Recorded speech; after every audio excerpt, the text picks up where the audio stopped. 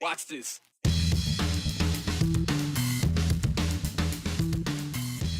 For as much as Idahoans complain about the federal government, we're sure getting quite a few of us involved in it. The latest possible addition was in the hot seat in a Senate hearing. We'll share what was said and why it matters.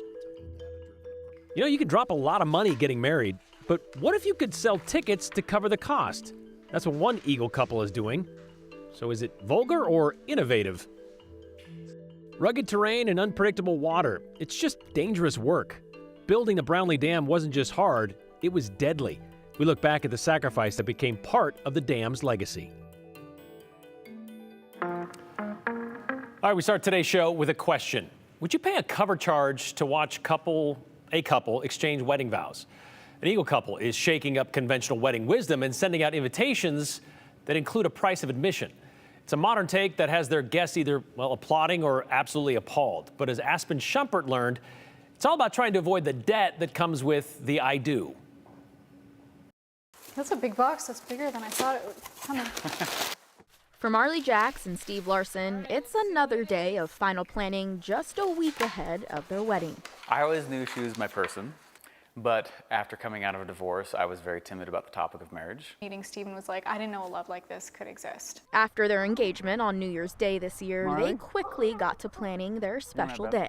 Do we want to elope? Do we want to have a small thing? Do we want to have a big thing? People are like, I want to come. And we're like, yes, yes, yes. Uh-oh, yes, yes. But the cost became top of mind. I made a post on Facebook saying, oh my gosh, we just got this quote, and one of the things on it was $650 just for the cake cutting fee. And then I made another post saying, people should just sell tickets to their wedding. What started as a joke There was like a week there where we were like, holy cow, are we actually doing this? quickly turned into a plan on how to avoid debt their first season of marriage. Financial strain is the #1 cause of conflict in a marriage. So now they're not just counting the days until they say I do, they're also counting the number of ticket sales. Instead of buying a toaster or bringing a gift, it's like pay for your seat at the table, and then the couple gets to create an experience. One of the questions we've had of people who kind of pushed back was, you're charging your family to show up? Like, no. Like, when it's family or some, absolutely not. But for everyone else, the ticket price helps cover the costs of the venue and dinner. Some people love it, some people hate it. We know that there's a lot of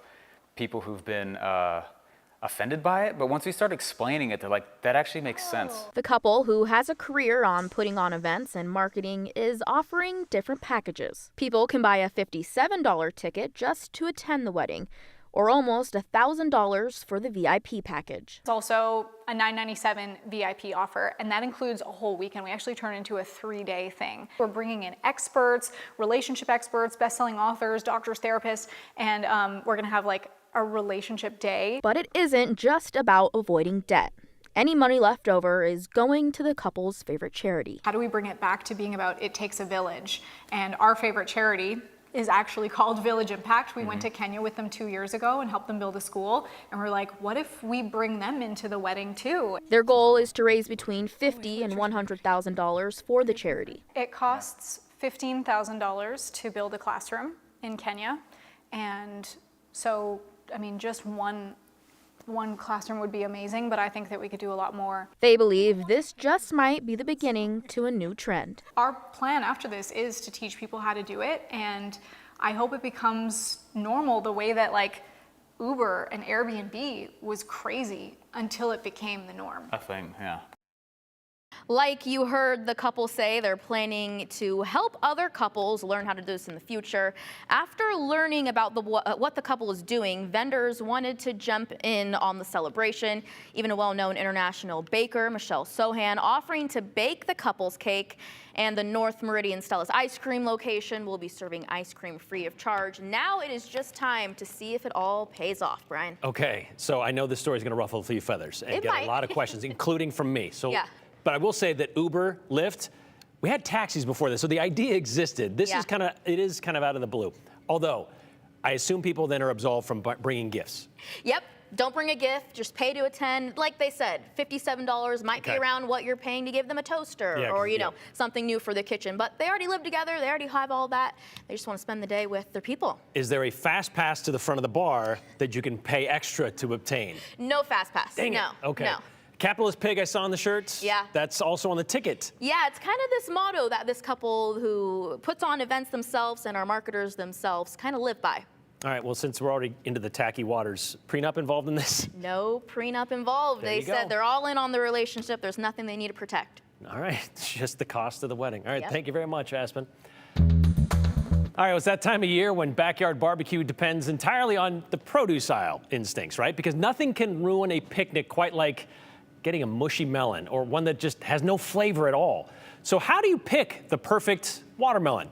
I know you've probably been told the stripes, right? Or the color, the spot, you know, the flat part that's on the ground. All right, well, we sent Hunter out to the experts, to the people who grow them by the truckload to find out the answer. Hunter? Yeah, you know, if you've ever stood in the grocery store aisle awkwardly knocking the watermelons like you're checking in on a neighbor, you're not alone. And if you're like me, you still don't know what you're even listening for. Well, our experts come from Hagerman Canyon Farms, who grow about 600 acres of watermelon. 100 of those are mini melons. The other 500 are the big ones. As they move through harvest, they pick thousands of melons a day. And while they can cut them open on the farm to check the quality, you can't. So here's the best advice on how to know you're walking out with the summer crowd pleaser, not the soggy disappointment. Tap it, and if you get a higher ringing sound, that's an indication that it's not very ripe. If you get a really low, hollow thud, that's an indication that it's overripe. So you're looking for a nice medium sound. But ultimately, the best way, we suggest you look for the Hagermelon sticker on the watermelon, and then it's a guarantee it's a good one. A little marketing there. I do have to admit, we tried some of that watermelon out on the field. It was perfectly sweet, and that sticker means it came right from Hagerman, which also means it's likely picked from the farm within the last day or two because the crews move fast. They started harvesting a week early and will go until September, which means it's in season as we speak. And the area is known for the quality crop it produces. I mean, Hagerman's always grown watermelon. For as long as there's been people here, they've been growing watermelons. And Hagerman became, famous before we started growing watermelons, but we were able to really push the production up and get the Hagermelons out to more people than just here, really locally. Now, coming up tonight at 6, we're going to take you there, where we look at how it gets from farm to fork and also the not-so-sweet work behind the sweetest bite of summer. Brian?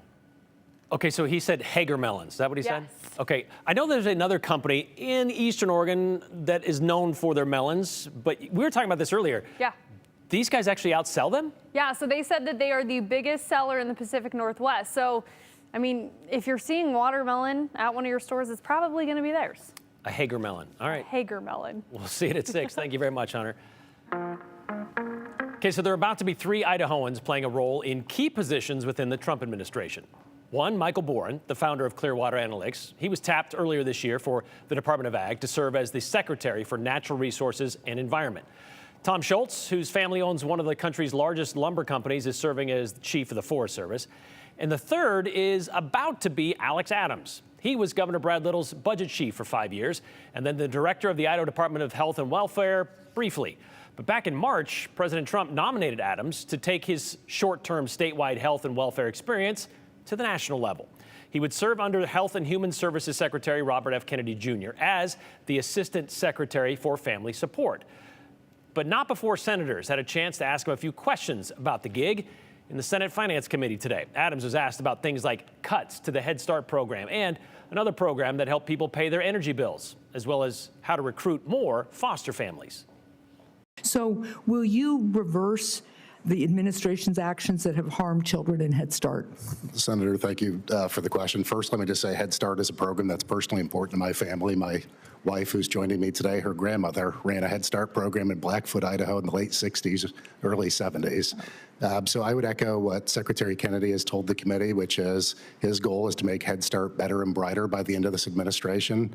I'm eager, if confirmed, to roll up my sleeves and work with you and others to ensure that that happens. Do you agree that better data collection will help improve recruitment efforts established by these recruitment plans? If yes, Say why? Recruiting and retaining qualified foster families is absolutely critical. In Idaho, we took a data-driven approach to that, so I do think having states oriented around data is going to be critical.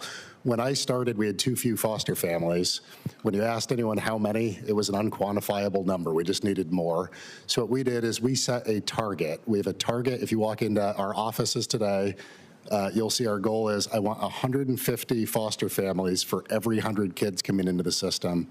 I wanted families waiting on kids. I didn't want kids waiting on families. The president is zeroing it out, and you're not in Congress. You're not working for Senator Crapo. You're working for President Trump, right?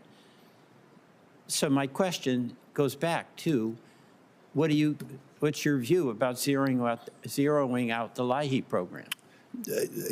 So as a former state budget director, I would say no budget decision is ever made in a vacuum. It has to look at the total picture. And because this is an administration that's committed to energy policies, more permits than any administration. So you won't answer, basically. You know, when you started talking about the market, the whole point of LIHEAP is it's people who don't have the resources to participate in the market. They have no control over A, the weather, and B, the price of home heating fuel, right? Senator, I think, in states like mine, we have policies that prohibit shutting off of utilities for certain critical months. I think you're going to have to take into account the nuances and all the other factors in the market. Okay, so it wasn't a complete walk in the park, and we're expecting a decision on that nomination, a confirmation within the next couple of weeks. Well, Joe, you're in D.C., been there since yesterday. Alex Adams, that was kind of his focus here in Idaho with health and welfare, was on these foster kids. But what was it like in that room this morning? I think it was an interesting situation, Brian, because that type of hearing, like the way it's conducted, is just not how it works in Idaho at the state level. So I think for me, as covering the Idaho State House, watching this, it was a big step up. But when I talked to Alex right after the hearing, he said that's really about what he expected. I watched him throughout the entire hearing, sitting just a few feet behind him, taking notes, writing down, basically ideas in terms of what the questions were going to be. Each senator had 5 minutes right on the dot to ask their questions. And you might have noticed, if you watched it live, Alex Adams was not the only person there for a nomination hearing. There was also a gentleman there for a financial position within the Trump administration. So the senators were splitting their time. But within the room, though, I think there was a lot of focus on Alex Adams and really what his accomplishments were in the state of Idaho. You would hear from some of the Democratic senators where they're talking about, yes, we understand what you did in Idaho, but can you commit to doing X, Y, and Z here in Washington, D.C.? You also see firsthand, watching it in real time, kind of the dance you have to do as someone that's being nominated to be part of the Trump administration, someone that would be working, part of that executive branch, and then kind of the oversight from the legislature. You saw a few of the Democratic senators really asking very specific questions. We heard the line, I want a yes or no answer to this question. I want a yes or no answer to that question. So, Brian, it was interesting to see how that went, but Alex felt good about it, and we are going to be having an extended sit down with him tomorrow. And I should say Dr. Adams. It was funny, Brian, they actually took his name placard and they replaced it from Mr. Adams to Dr. Adams during the hearing. Yeah, that is interesting. Okay, speaking of interesting, we got an interesting email into the newsroom today from Congressman Mike Simpson, who wants to change the name of the Opera House at the Kennedy Center and name it after Melania Trump, the First Lady. Did you get a chance to ask Congressman Simpson about this today? I did, and we were actually with his staff, Brian, as this news was kind of breaking, so to speak. First of all, the congressman got a lot of calls into his office. He told me, people wondering, did the White House or the president put you up to this? And he said no. And he understood that there were going to be people that were, not happy with the decision as this nomination is part of a bigger package. But he said, in his opinion, there's a lot of things that are named after people. And Melania Trump, he says, Brian, is somebody that he's seen value culture, value arts, and he thought that it really did fit.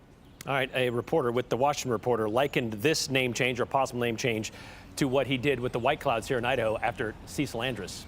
Is it the same? I don't know. All right, thank you very much, Joe. We'll catch up with you tomorrow. Her professional pages call her Ann, but I guess her friends and Idaho's Democratic Party call her Annie. Regardless, we can now call her Representative. Annie, or Ann Henderson Hawes, has been appointed to fill the District 16 seat vacated by Todd Achilles last month. Achilles stepped away to run for the U.S. Senate seat as an independent against Idaho Senator Jim Risch in 2026, which meant, Democrats then had to find someone to fill that seat. And today, the Idaho Democratic Party announced Governor Little has tabbed Henderson Hawes to finish the remainder of Achilles' term through December of 2026. The Dems call her an accomplished civil litigation attorney who has protected more than 43,000 acres of tribal land from environmental degradation. University of Idaho College of Law grad also represented the plaintiffs in the abortion ballot initiative lawsuit in front of the Idaho Supreme Court recently to get the Attorney General's office to change the language of that initiative, a case in which she won, by the way. As a lawmaker, Henderson Hawes hopes to invest fully in Idaho's kids, support working people, and protect the Idaho we believe in, not, quote, the one being shaped by special interests.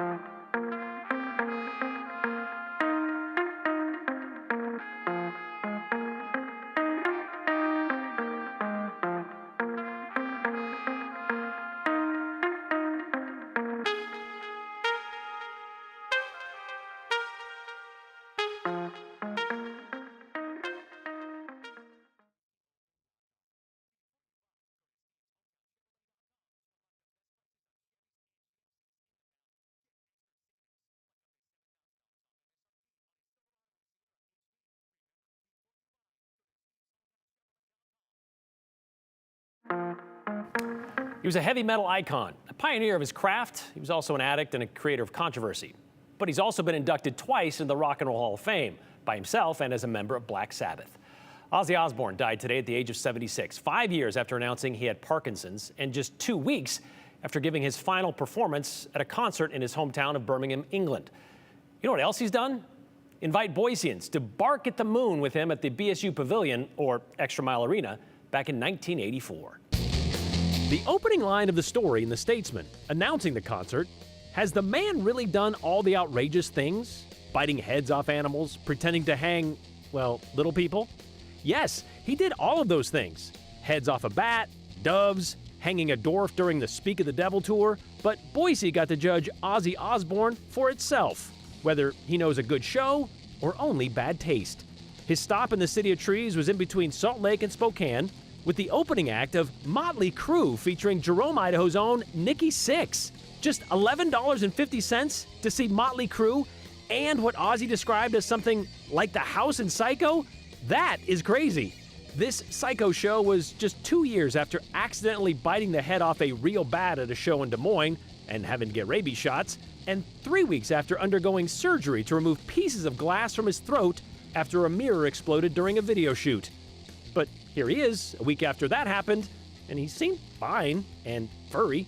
So we assume everything went off without a hitch and without a head being bitten off in Boise. And as far as we can find, that was the only time Ozzy played in Idaho. So did the man know a good show or only bad taste? We would love to hear about it. We do know the set list included Mr. Crowley, Bark at the Moon, Iron Man, Crazy Train, all the hits, and ended with Paranoid. So let us know if you were there at the Pavilion or Extra Mile Arena in 1984 for the Bark at the Moon tour and what it was like.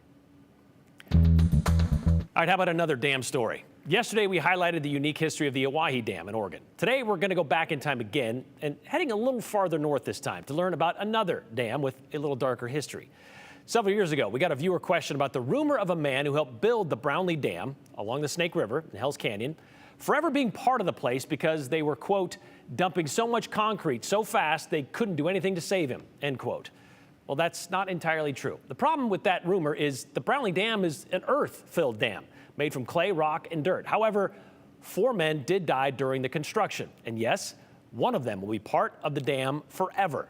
In today's 208 Redial, we find out what happened 67 years ago during one of the 208's most controversial hydropower projects.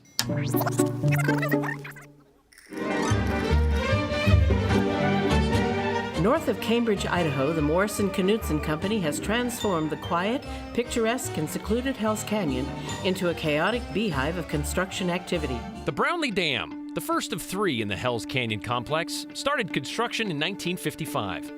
The $63 million power production project would move 5 million cubic yards of earth and rock and dig 120 feet below the bed of the Snake River to build the base. Meanwhile, heavy steel, 1 1/4 inch thick. But what would happen with all that water while they worked? Well, Morrison-Knudsen, the contractor, designed a diversion tunnel to shift the Snake River around the worksite. And it worked well.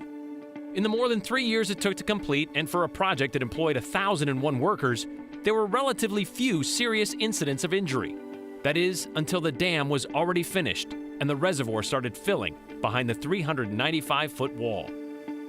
In July of 1958, a little more than 2 months after the main gates were shut, 4 ironworkers went into the diversion tunnel to finish closing it.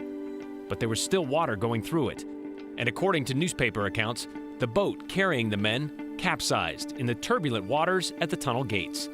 All 4 drowned. That night, 3 bodies were pulled out of the water. The 4th, Charles Hewitt of Kennewick, Washington, was found a day later. But efforts to recover him were futile, the coroner calling off the search for safety. Charles N. Hewitt never made it out of the Brownlee Dam, so they made sure the workman who lost his life while helping to build this project would always be a part of it.